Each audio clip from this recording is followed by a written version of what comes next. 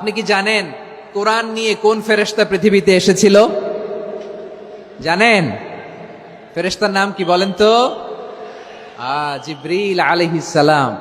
একটু খেয়াল করে শুনেন, কান দুটো খরগোশের কানের মতো খাড়া করে আমার দিকে তাকান। সাইয়েদনা জিবরিল কোরআন নিয়ে এসেছেন, ফলে উনি হয়েছেন শ্রেষ্ঠ ফেরেশতা। বিশ্ব নবীর উপর কোরআন নাজিল হয়েছে, তাই তিনি হয়েছেন শ্রেষ্ঠ নবী। রমাদানে কোরআন নাজিল হয়েছে, তাই রমাদান হয়েছে শ্রেষ্ঠ মাস। কদরের রাতে কোরআন নাজিল হয়েছে, তাই কদর হয়েছে শ্রেষ্ঠ রাত। আমরাও যদি কোরআনের সাথে সম্পর্ক বাড়াই, আমাদের মর্যাদাও এরকম, আমাদেরকেও শ্রেষ্ঠ মানুষ বানায় দিবে কে? এজন্য কোরআনের সাথে সম্পর্ক বাড়াইতে রাজি আছেন তো? যারাই কোরআনের সাথে সম্পর্ক বাড়ায়, এদের মর্যাদা বাড়ায় দেয় কে? দেখবেন আমাদের হাফেজে কোরআন, তারা ইন্টারন্যাশনাল কোরআন কম্পিটিশনে যে গোটা বিশ্বকে পেছনে ফেলে প্রথম পুরস্কার নিয়ে আসে। এত ছোট ছোট বাচ্চা, ও সমাজ বোঝে না, রাজনীতি বোঝে না, টাকা পয়সা বোঝে না, কিচ্ছু বোঝে না, কিন্তু গোটা বিশ্বে ওকে সম্মানের চেয়ারে আসীন করেছে কে?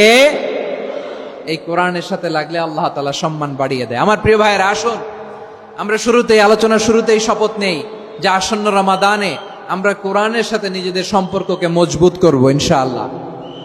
সবাই বলুন ইনশাআল্লাহ। শাবান মাস আসলে, রজব মাস আসলে সাহাবারা কি করতেন আসুন আমরা দেখি কিভাবে তারা রমাদানকে ওয়েলকাম জানাতেন।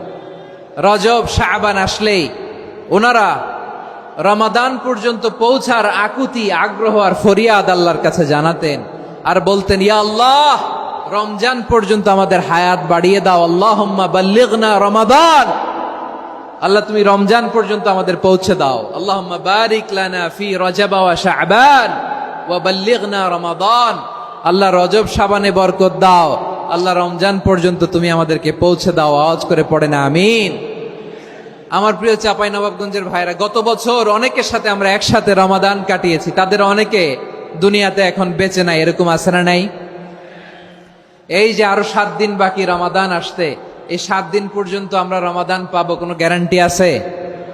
আচ্ছা, এই বছর যদি খুশনসিব হয় আমাদের, আমরা যদি পাই, আগামী বছরও যে রমাদান আমরা পাবো, কোনো গ্যারান্টি আছে?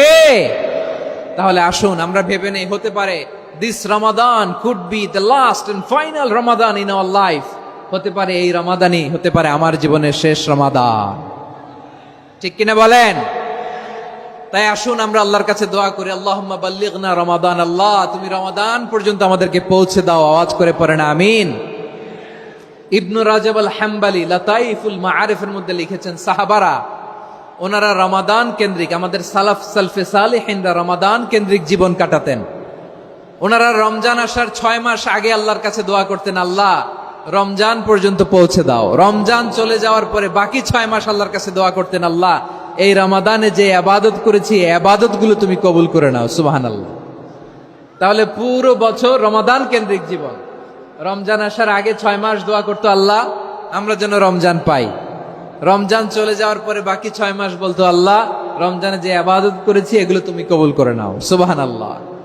আবার এই শাবান মাসে আল্লাহর হাবিব সাল্লাল্লাহু আলাইহি ওয়াসাল্লাম সবচেয়ে বেশি রোজা রাখতেন। কানা ইয়াসুমু শাবানা কুল্লাহ, সবচেয়ে বেশি রোজা রাখতেন শাবান মাসে। ওয়া কানা ইয়াসুমু শাবানা ইল্লা কলিলা, শাবানের অল্প কয়েকদিন ছাড়া পুরো শাবানটাই বিশ্বনবী রোজা রাখতেন। সুবহানাল্লাহ পড়েন। এই শাবানে আপনারা রোজা রাখছেন তো? রাখছেন? আল্লাহ তুমি কবুল করো, আমরা সবাই পড়ি আমিন। মাইকের সাউন্ডটা একটু উইক মনে হচ্ছে, একটু স্ট্রং করতে হবে সামান্য। মাইক অপারেটর যিনি আছেন একটু স্ট্রং করবেন, আমার শাউট করে কথা বলা লাগতেছে, একটু স্ট্রং করবেন মেহেরবানি করে, মাইকের সাউন্ডটা একটু স্ট্রং করবেন। প্রিয় ভাইয়েরা, এই শাবান শেষে আমাদের মধ্যে আগমন করবে রমাদান, এবং এই রমাদানুল মুবারক আল্লাহ তাআলা আমাদের জন্য সিয়াম ফরজ করেছেন। কি ফরজ করেছেন?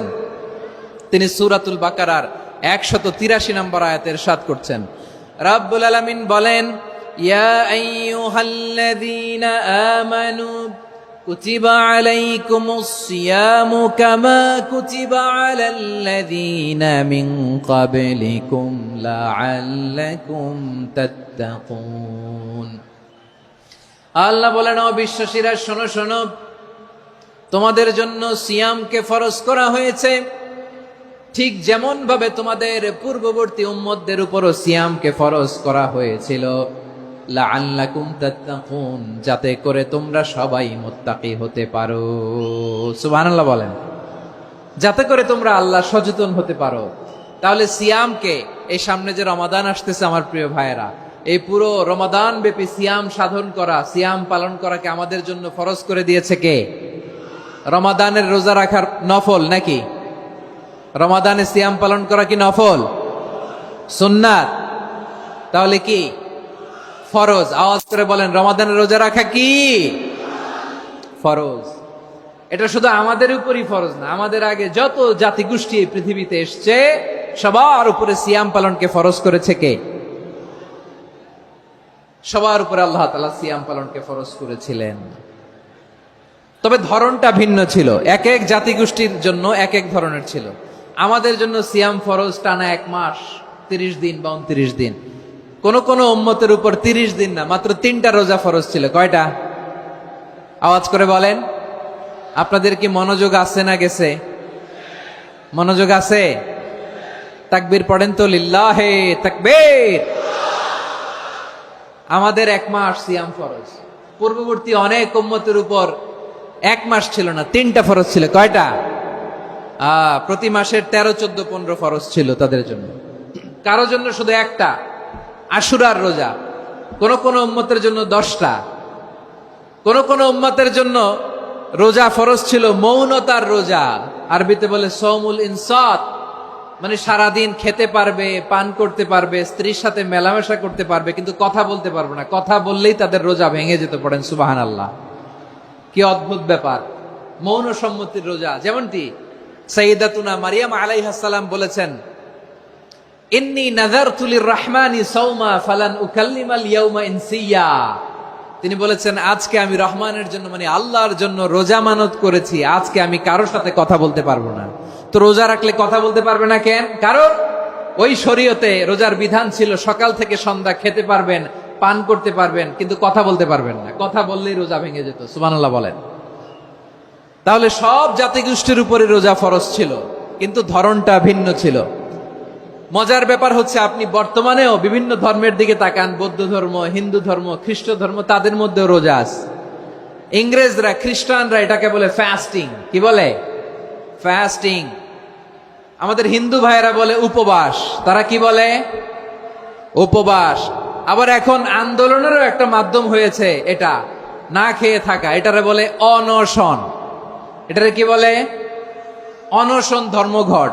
মানে আমাদের দাবি না মানলে আমরা খাবো না, রোজা রাখলাম। আছে না নাই? তারপরে আধুনিক বিজ্ঞান এটার একটা নাম দিয়েছে না খেয়ে থাকাকে, অটোফিজি।